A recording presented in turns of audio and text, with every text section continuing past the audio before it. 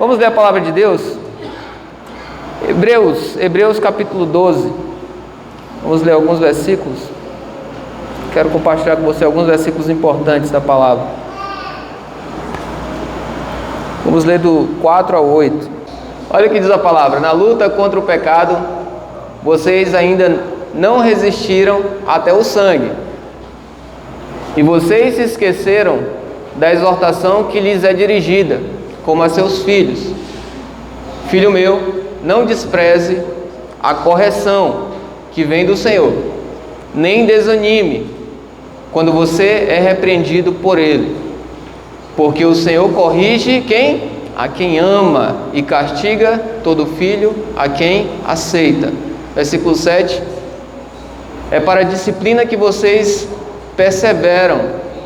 Deus os trata como filhos. E qual é o filho a quem o pai não corrige?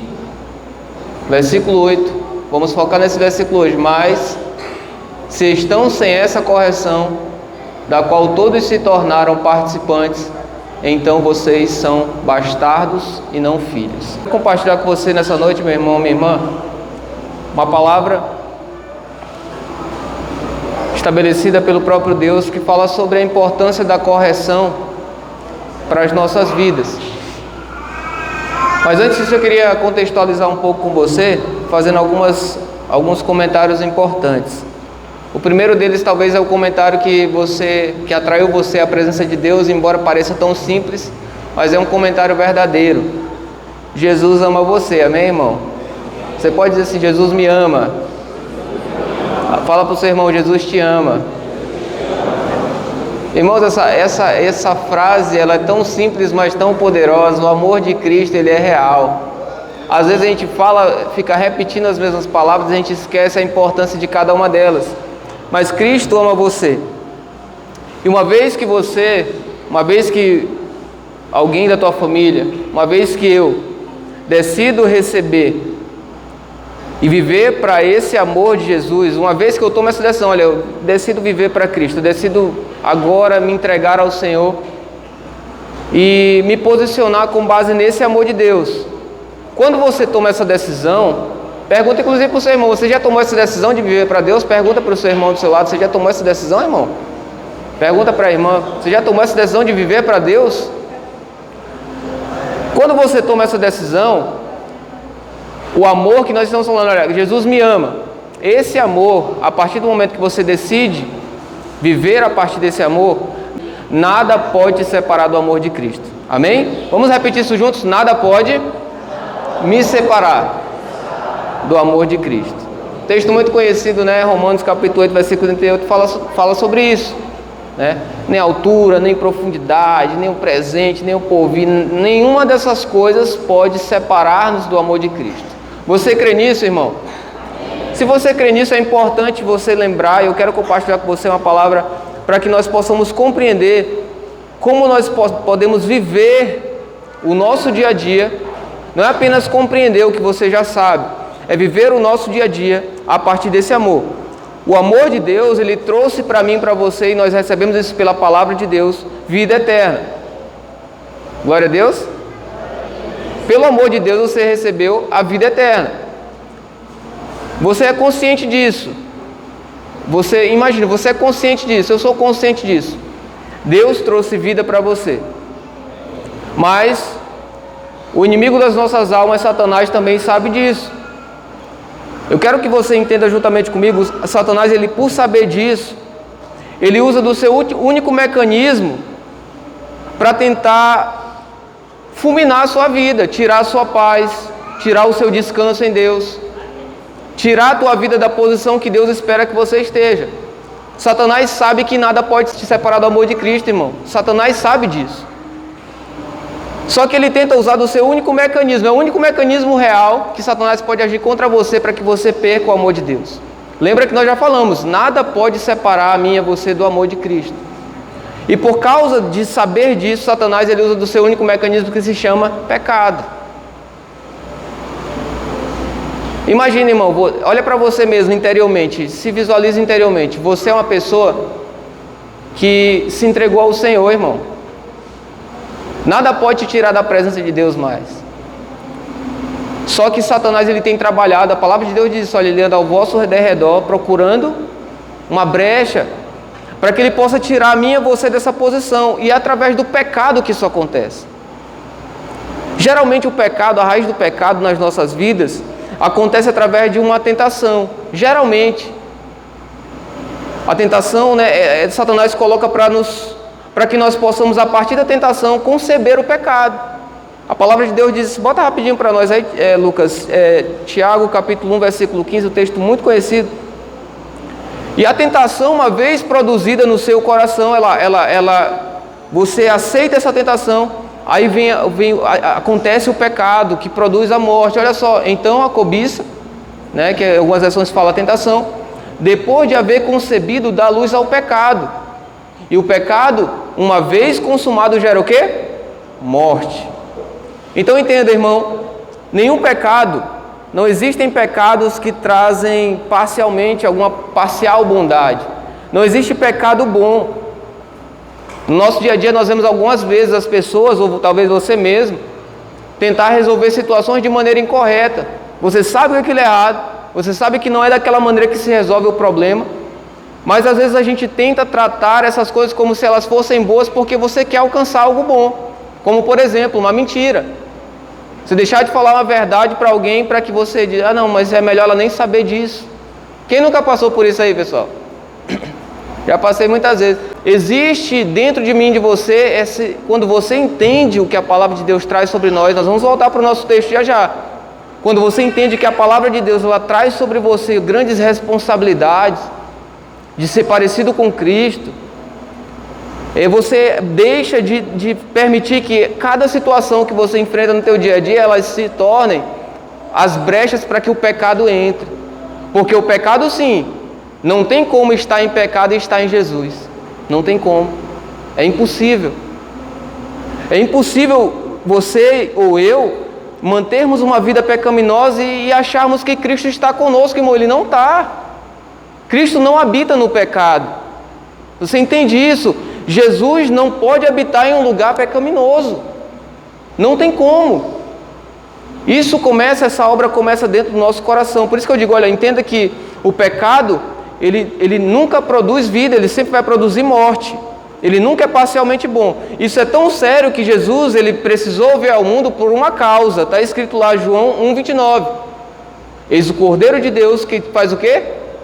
Tira o pecado do mundo. Jesus veio ao mundo por causa do pecado, por amor a você, mas ele veio para extrair o pecado que estava em nós, irmãos. Nós precisamos olhar e voltar a essa consciência cristã, tão simples e tão real, de que o pecado, ele produz morte. 1 João capítulo 3, versículo 8, bota rapidão para a gente, Lucas, por favor. 1 João 3, 8.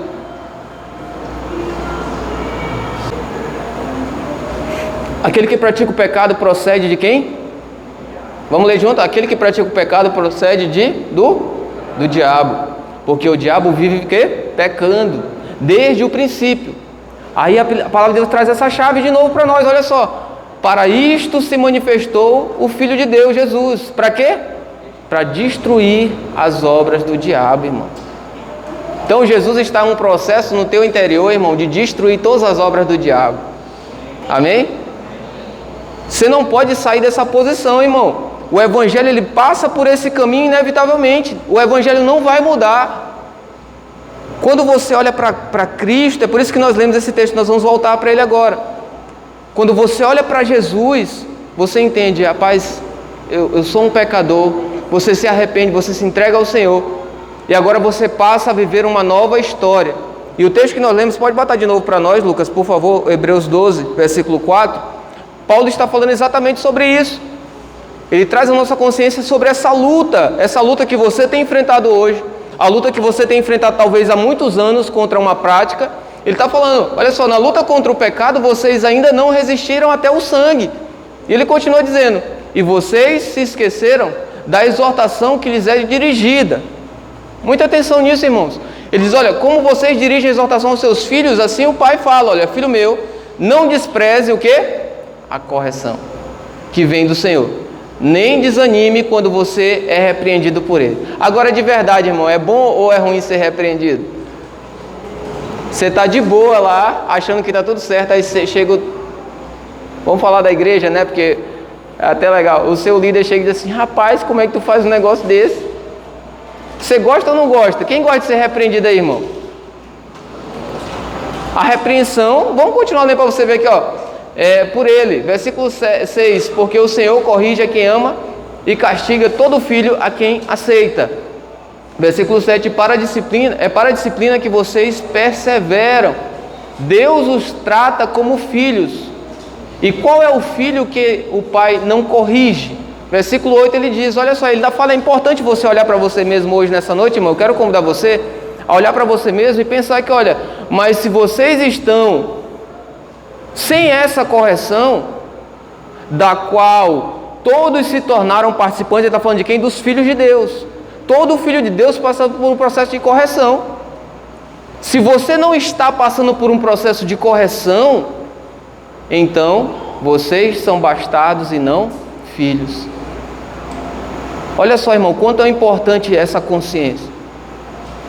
Aquele que não aceita ou não vive debaixo da disciplina, da correção de Deus, não é considerado pelo Senhor como filho, mas como um bastardo.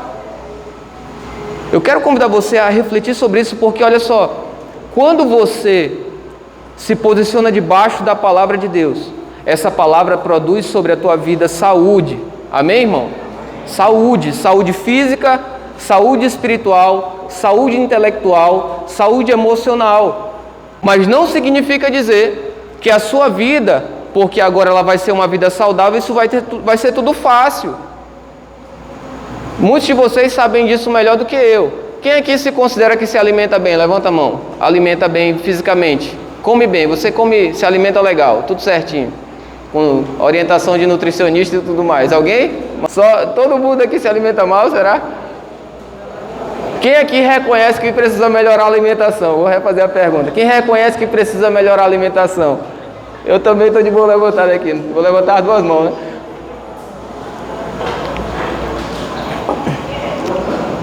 Se você se alimentar mal, o teu corpo vai reagir e os teus dias serão diminuídos, isso é inevitável, né? Espiritualmente falando, se você não se alimentar da direção, da instrução do Senhor sobre você, irmão, aí você não vai conseguir ter saúde espiritual para resistir aos problemas. Você vai ser uma pessoa mimada para lidar com as situações. Você acha que tudo se resolve na tua voz, na altura do teu grito, na hora das brigas. Você acha que as coisas vão se resolver porque você simplesmente tem autoridade sobre a tua mulher, na tua cabeça, porque Deus te deu autoridade, você faz o que você quer. Tudo errado. A palavra de Deus nos traz para a saúde. Deus tem palavras claras sobre a minha vida e sobre a sua vida. E o contexto que Paulo cita aqui é exatamente do pai e o filho. O versículo 9, bota o versículo 9 para a gente, por favor. Olha, ele diz assim, olha, além disso, tínhamos os nossos pais humanos, falando de cada um de nós aqui, ó, os nossos pais humanos, que nos corrigiam. E nós, o que? Os respeitávamos. Será que então, não nos sujeitaremos muito mais ao Pai espiritual para vivermos? Versículo 10 ele diz, pois eles nos corrigiam por pouco tempo, segundo o melhor que lhes parecia. Deus, porém, nos disciplina para o nosso próprio bem, a fim de sermos participantes da sua santidade. Pode botar o versículo seguinte? Ainda tem aí? Na verdade, toda disciplina, atenção, irmão, toda disciplina ao ser aplicada, olha o que nós estávamos falando agora há pouco, o desconforto de ser disciplinado. Toda disciplina ao ser aplicada não parece ser motivo de alegria, mas de tristeza. Porém, mais tarde produz fruto pacífico aos que têm sido por ela exercitados, fruto de justiça. Amém, irmãos?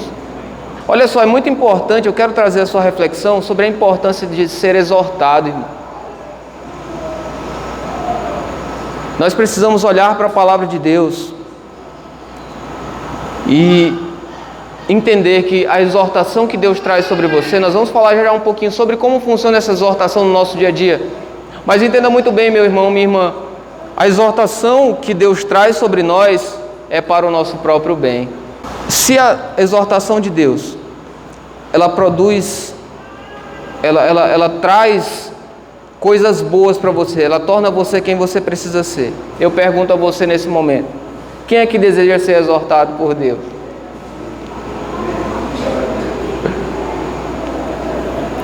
Eu vou perguntar de novo, quem é que deseja ser exortado por Deus? Né? É uma necessidade de todos os filhos. Olha você mesmo, você que é pai, que é mãe. Se você não exortar o teu filho, como que esse menino vai ser daqui a 2 anos? Se não houver exortação da sua parte, a correção. Quando se fala exortação, irmão, não pesa a palavra para dizer que é a pessoa brigando com você. A exortação é um ensino. Embora que algumas vezes a pessoa se altera um pouco. O pai e a mãe já falou tantas vezes que o menino não ouve, né? A menina não ouve, aí ele tem que pegar um pouco mais firme. Mas a exortação de Deus, ela é necessária, irmão. Muito mais necessária do que a exortação que você faz com os teus filhos. A exortação que você exerce sobre os teus filhos, ela não é desnecessária, ela é muito importante. Mas como Paulo acaba de dizer assim, olha, se os nossos pais humanos faziam isso como lhes parecia a melhor maneira de nos conduzir, imagina Deus que sabe o que nós precisamos.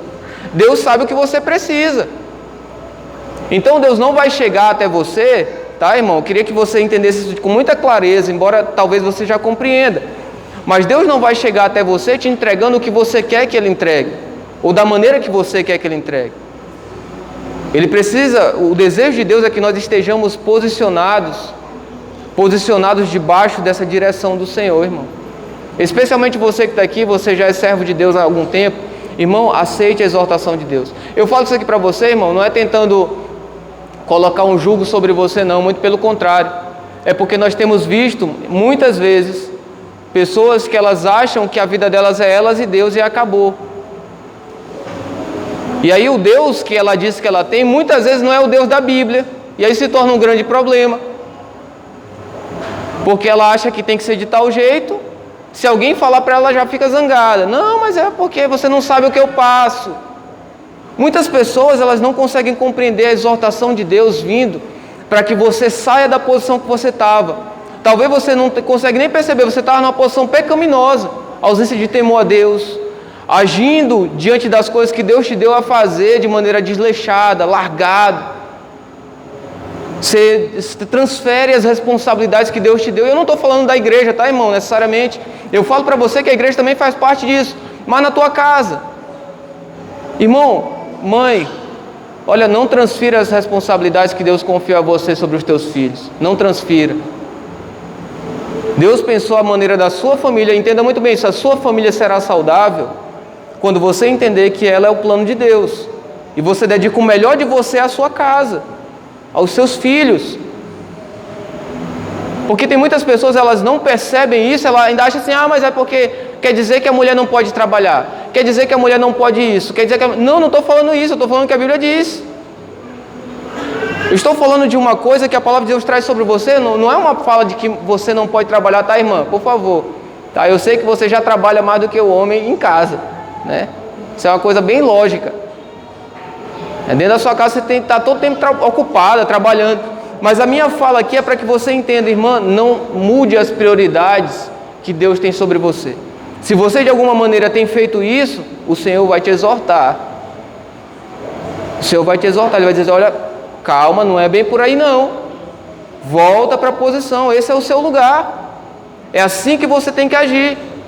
Se você é filha de Deus, se você é filho de Deus, você que é marido, por exemplo, está aqui agora. Se você trocar, sabe, irmão, se você trocar a prioridade de cuidar da tua casa pelos prazeres da vida, pelas brincadeiras que você não é mais menino, e não conseguir entender isso aí, você vai ter grandes problemas com Deus, se você é filho.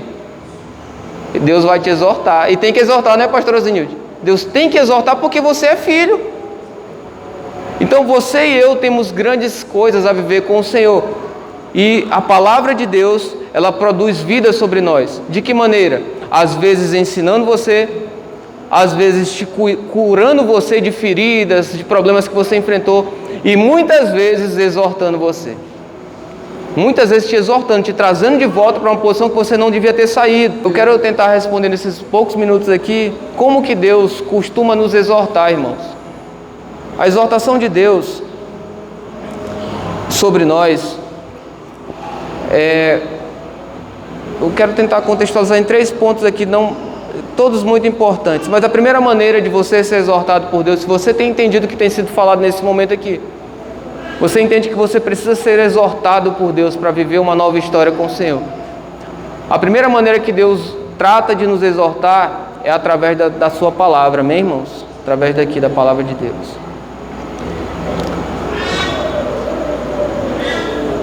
A palavra mesmo diz, né, Salmo 119, versículo 5, diz, olha, lâmpada para os meus pés é a tua palavra e luz para os meus caminhos. Você quer evitar errar, irmão? O maior conselho da sua vida é: conheça a palavra de Deus.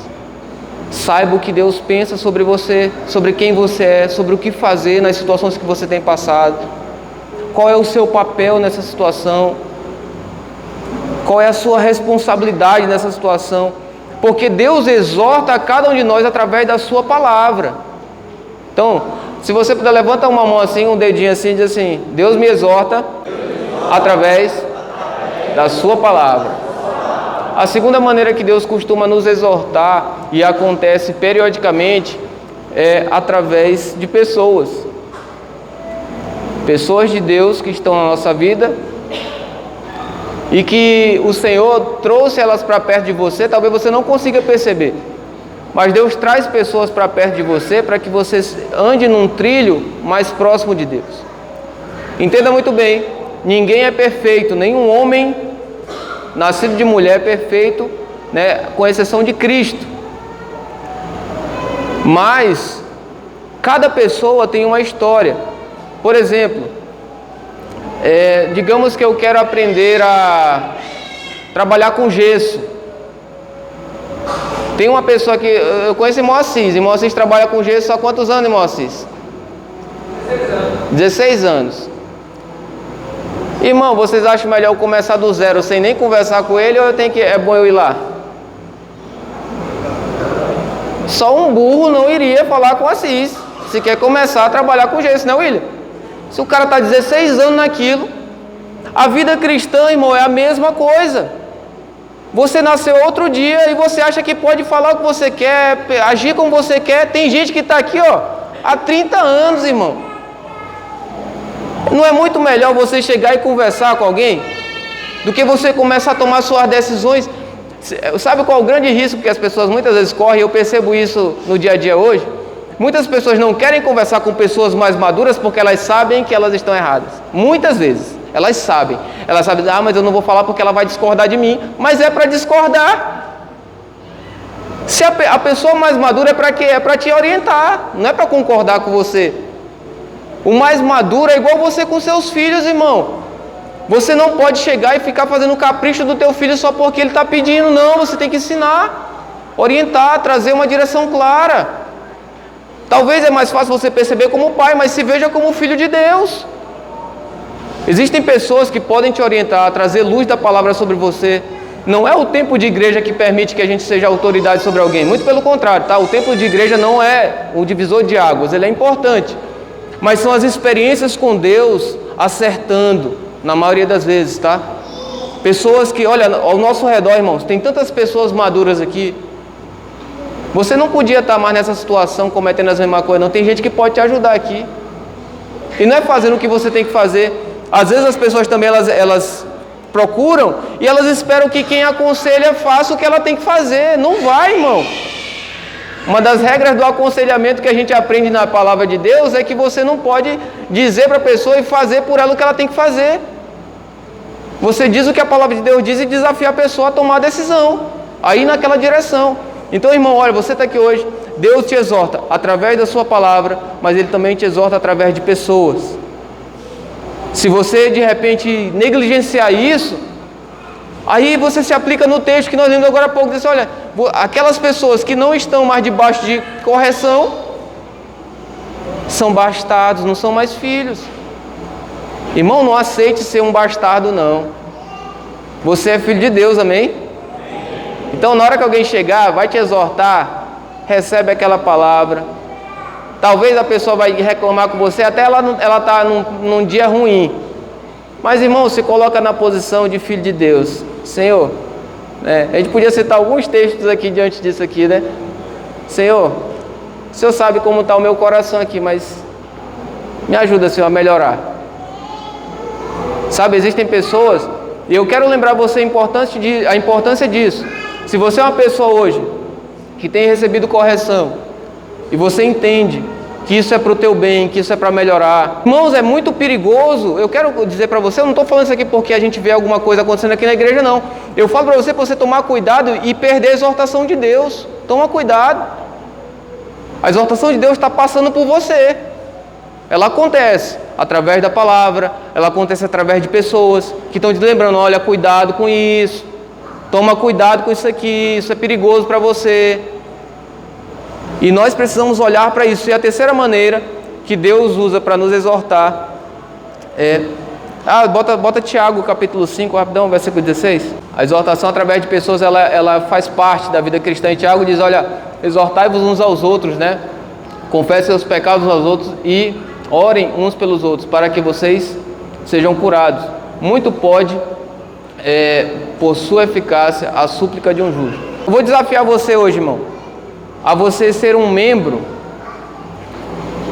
do corpo de Cristo, atuante.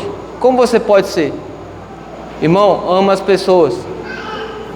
Você está vendo uma pessoa mais nova na fé, ou mais velha na fé, passando por determinada situação, se aproxime dessa pessoa em amor. Procure situações para que você possa trazer a luz da palavra de Deus. Tem muitas pessoas que estão perdidas, irmão. Dentro da casa de Deus tem muita gente que está perdida. E a terceira maneira que Deus usa para nos exortar continuamente, quase que sempre, é através de situações. Situações que você enfrenta. Tem coisa que você está enfrentando que é uma exortação de Deus na tua vida. Você sabe que não devia estar passando por determinada situação e está passando por quê? Porque você sabe que não devia estar. Deus já disse. Aí vem a exortação, a disciplina. Olha, sai disso aí. É muito importante crermos e olharmos para isso. Gente, a palavra mesmo de Deus diz, olha, as provações que vocês passam, elas produzem perseverança. Elas têm um peso de glória. E eu creio que o Senhor pode fazer isso no nosso coração. Amém, meus irmãos? Deus pode fazer. Imagine a sua vida diante de Deus. Imagine você diante do Senhor. A sua vida, ela é... Sem Jesus, a sua vida, ela é uma perdição. Aí você descobriu a palavra de Deus. Você percebe que precisa de Cristo. E você agora, sabe, você que tem celular, você que trabalha aí com aplicativo, por exemplo, tem o GPS, né? O GPS é mais ou menos assim, você quer chegar a um determinado destino, você bota lá, de tal lugar até tal lugar. O GPS vai calcular aquela rota, o tempo para você chegar até o seu destino, o percurso que você vai trilhar, o melhor percurso, e você vai escolher o seu percurso. A vida com Deus, irmãos, ela é uma trajetória de um ponto da sua vida para outro. Você não aceitou Jesus só para receber uma cura. O final da sua vida não é ser curado. O final da sua vida não é receber uma bênção de tal coisa, de um caso na justiça. O final da sua vida não é conseguir um emprego. Não, irmão, isso aí é parte da sua vida, vai acontecendo, amém? O final da sua vida é o que? É perto de Deus, é na presença de Deus. Você pode dar um glória a Deus por isso? A sua vida, o propósito dela é o que? É estar perto de Deus. Há uns anos eu fui buscar um carro lá em Florianópolis. Aí eu vinha com 2 GPS. O GPS normal, que era só o GPS, e o GPS do celular. Aí eu vinha, irmão, eu não sabia onde eu estava. Mas eu estava seguindo o GPS. Rapaz, eu acreditava que aquilo ali ia me trazer para casa. Eu confiava naquilo ali. Gente, um objeto que eu estava na mão daquilo ali. Gente, são 3.700 quilômetros de lá para cá. Aí eu orava assim, rapaz, Senhor, não deixa eu errar o caminho não. Porque se eu errar, eu não sei onde eu vou parar, não deixa esse celular dar problema. Por isso que eu estava com o celular e outro aparelho, porque eu não sabia o que podia acontecer, né? Aí lá em São Paulo eu estou passando por um lugar que é um dos mais movimentados do Brasil, chamado Rodoanel, né? Aí eu tava lá e eu com mais ou menos 100 km por hora e os carros na minha traseira buzinando, ó, sai da frente e tal, o carro gritando comigo, porque lá a velocidade média é 130 no Rodoanel, né? Era, não sei se dá. E eu tentando olhar pro GPS aqui e tal, e com 100 por hora aqui, eu disse, meu Deus, e agora, Senhor? Aí tinha uma curva assim para a direita, né? E aí eu entrei na curva, na hora não entrei na curva errada. Rapaz, aí quando eu percebi porque é tanta entrada assim para a direita e para a esquerda que a gente fica doidinho lá, né? Eu não podia reduzir a velocidade para calcular melhor a distância que eu estava ali em relação ao celular e perceber no trânsito real. Aí eu fiquei meio desesperado, disse, rapaz, eu errei o caminho, né? Eu peguei acho que uns 6 quilômetros só de ida para chegar no retorno. Só que aí surgiu outro problema, não tinha mais internet no celular. Aí não recalculou a rota, eu fiquei, e agora? Eu tô lascado, né? Na linguagem popular, eu tô ferrado com isso aqui. O que eu vou fazer agora? Eu fiquei desesperado e tal. Não, vou só pegar o caminho contrário aí. E não chegava aquele caminho, aqueles 4 quilômetros pareceu um dia. Vai ligar para quem? Para papai, não tem internet. Vou fazer o quê? Vou orar, vou chorar, né? E aí eu consegui fazer aquele retorno e consegui voltar para a rota e não teve que recalcular a rota. Eu voltei para a rota original, glória a Deus, né? Deus me deu uma saída, né? Senão eu não estaria aqui pregando hoje, talvez, né? Não sei. Eu sei que, gente, eu confiava naquilo ali para chegar na minha casa, no meu destino. Tem muita gente que não tem confiado na voz de Deus. Tem confiado em outras coisas. Não tem confiado. Aí você sai do caminho e continua, não, tá tudo bem, não se importa muito não, uma hora eu volto, uma hora eu ajeito. Não, eu levo desse jeito mesmo. Irmão, você tem que olhar para o Espírito Santo de Deus, é o texto que nós leríamos hoje, 2 Coríntios capítulo 3, versículo 18. O Espírito Santo de Deus, ele conduz a nossa vida para uma direção onde nós precisamos ter clareza. Olha, existe uma velocidade para você andar. Cada área da sua vida tem uma velocidade que Deus espera que você esteja. Você sabia disso? A tua vida emocional, por exemplo. Deus quer que você esteja numa velocidade. Eu não sei qual a situação que você passa hoje, mas Deus espera que você esteja numa velocidade. Se você diminuir ou acelerar do que Deus espera, você vai ter atrasos. A tua vida financeira. Deus espera que você esteja numa velocidade hoje. Talvez você está tomando outras decisões, está saindo do trilho. A tua vida ministerial, porque você que está aqui hoje, você tem um ministério aos olhos de Deus. Você não nasceu para ser crente de banco aqui, não. Você não nasceu para ficar vindo para o culto ouvir uma palavra, irmão. Não foi para isso que você nasceu.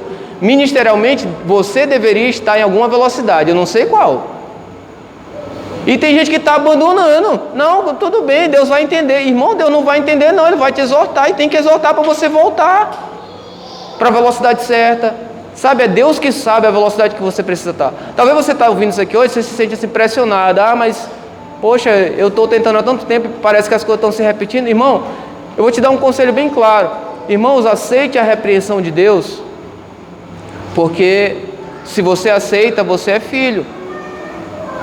Se você não aceita a repreensão de Deus, irmão, aí é como muitas pessoas, e, gente, eu falo isso com muita tristeza. A gente vê, saindo daqui da igreja, você vê isso também. Quantas pessoas estão pelas ruas vindo de culto? Muita gente, né? Muita gente, né? Mas quanto que o Maranhão está melhorando? Quanto que, se a gente pudesse calcular isso, antigamente não era todo mundo indo para a igreja não, final de culto. Hoje você sai, tem igreja para todo gosto aí. Igreja para você que quer ficar dançando, igreja para você que quer uma palavra, igreja para você que quer ficar no escuro, tem igreja para todo tipo, né? Mas você volta para sua casa, parece que os problemas sociais estão só aumentando. Qual a lógica disso, irmão? Tem mais crente, está pior as coisas. Ô irmão, ou a gente muda, recebe a exortação real do Senhor, ou a gente não é crente, ou a gente não é filho, a gente é meio bastardo aí. Não, a gente diz que é filho de Deus, mas a gente comete essas coisas aqui. Sabe, irmão, o desejo do meu coração ao compartilhar isso aqui com você, não é nem um pouco que você se sinta pressionado, não. Mas é para que você esteja...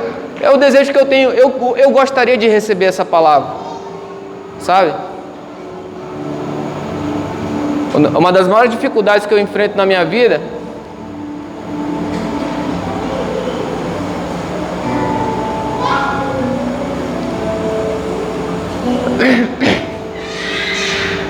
É quando você cresce demais, aí não tem mais quem te repreenda. É difícil. É difícil você chegar a um lugar e não tem ninguém para dizer assim, ó, tá errado isso aí. Muito pelo contrário, você tá doido para ouvir uma opinião e aí como é que vai ser, Antônio? E aí vai fazer o batismo que horas? E aí vai ser que hora tal coisa? Eu não sei, eu tô procurando a gente para me ajudar, eu fico assim, meu Deus do céu. Entenda muito bem, é muito mais fácil você receber repreensão e exortação da palavra de Deus, de pessoas de Deus e das situações, do que você perder essas coisas. Você não tem mais oportunidade de quem ouvir. Você vai perguntar para quem? É igual pai de família. Um dia você só ouviu o teu pai dizer o que você tinha que fazer. Hoje você é o pai. Se você não tomar decisões, como é que vai ser a tua casa? Vai deixar tudo largado lá? Cada um que se vire? Não, você não vai deixar o teu filho fazer as coisas como se não tivesse amanhã. Ô irmão, Deus é o seu pai. Amém? É o nosso pai, então ele tem palavras de exortação sobre você, sobre mim. É por isso que é tão importante, eu citei esse exemplo do GPS, que ele é muito claro para você. Ou você olha para o que Deus está direcionando, ou vai atrasar a tua rota aí. Vai atrasar a rota.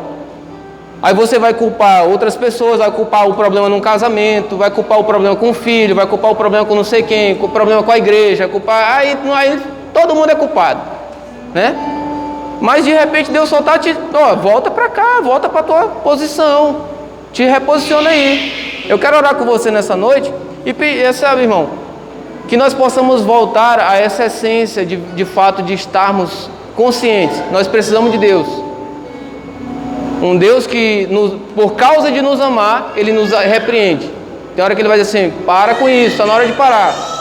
Aí você vai ficar desconfortável, mas você ajeita logo. Amém, irmão? Só você que crê que precisa dessa misericórdia, desse favor de Deus. Nós vamos fazer uma oração diferente. Você vai pedir para o Senhor te exortar, irmão. Senhor, me ajuda a perceber a exortação que eu tenho que receber. Amém, irmão? Se você não quiser fazer essa oração, não faça. Mas depois de tudo isso que a gente falou aqui hoje, eu acho que no mínimo você sabe que o quanto é importante ser exortado por Deus.